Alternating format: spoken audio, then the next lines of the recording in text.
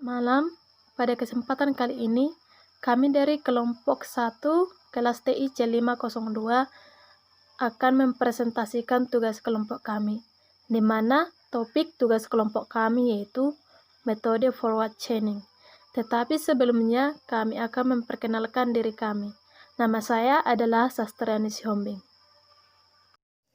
Perkenalkan, nama saya Debbie Rafika. Nama saya Erika. Perkenalkan, nama saya Muhammad Haji Saputra.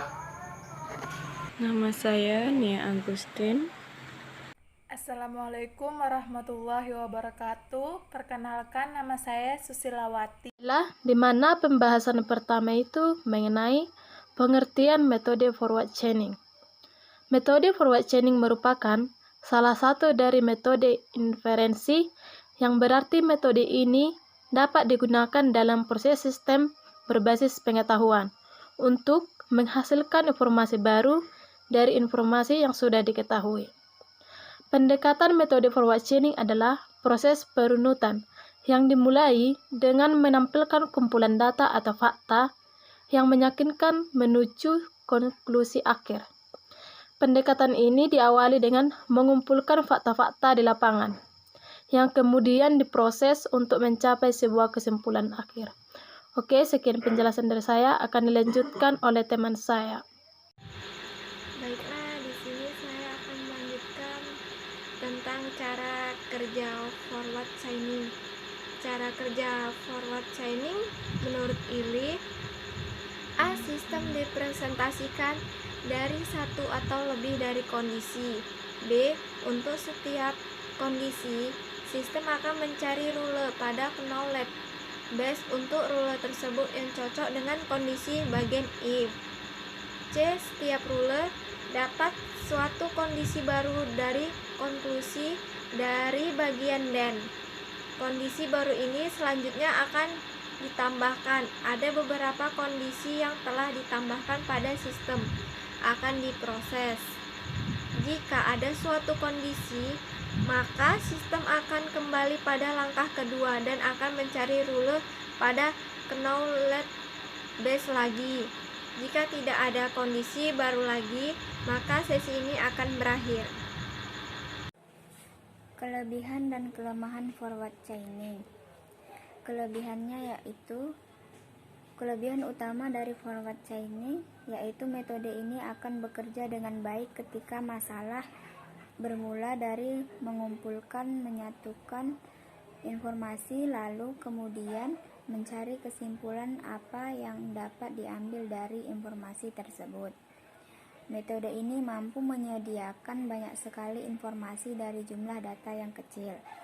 Adapun kelemahan dari metode forward chaining yaitu kemungkinan tidak adanya cara untuk mengenali di mana beberapa fakta lebih penting dari fakta lainnya.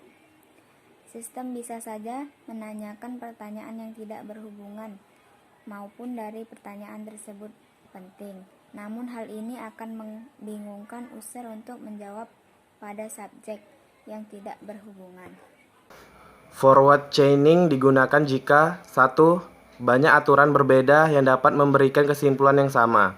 2. Banyak cara untuk mendapatkan sedikit konkulasi.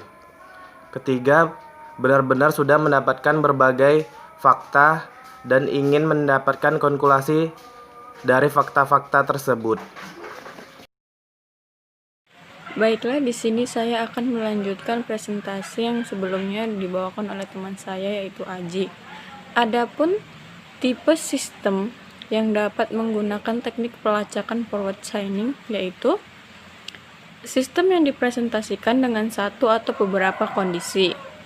Untuk setiap kondisi, sistem mencari rule-rule dalam knowledge base untuk rule-rule yang berkorespondensi dengan kondisi dalam bagian if.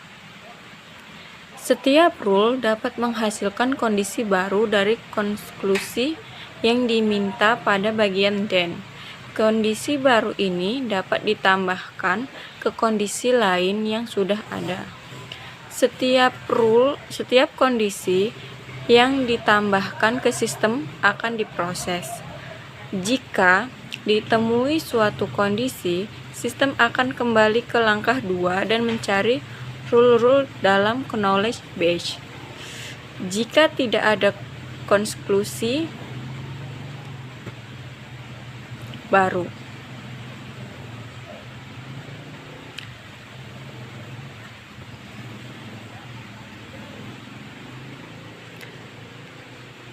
Contoh pelacakan forward chaining atau rule yang diberikan. Ada 5, yaitu rule R1 atau rule 1.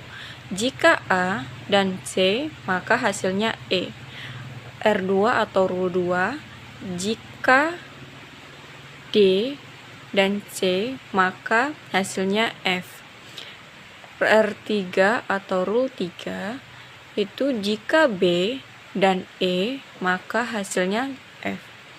R4, jika B, maka C. R5 atau rule 5, jika F, maka G. Baik, saya akan melanjutkan pembahasan yang telah disampaikan oleh teman saya sebelumnya, yaitu fakta yang ada A benar dan B benar.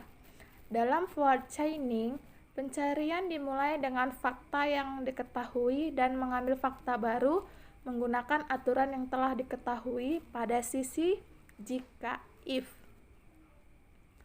Karena diketahui A dan B benar, sistem pakar mulai dengan mengambil fakta baru menggunakan aturan yang memiliki A dan B pada sisi jika if.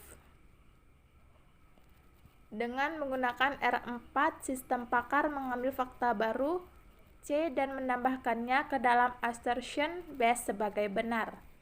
Sekarang R1 fire atau karena A dan C benar dan dinyatakan E sebagai benar dalam assertion base sebagai benar.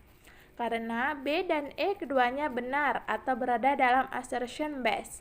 R3 fire dan menetapkan F sebagai benar dalam assertion base.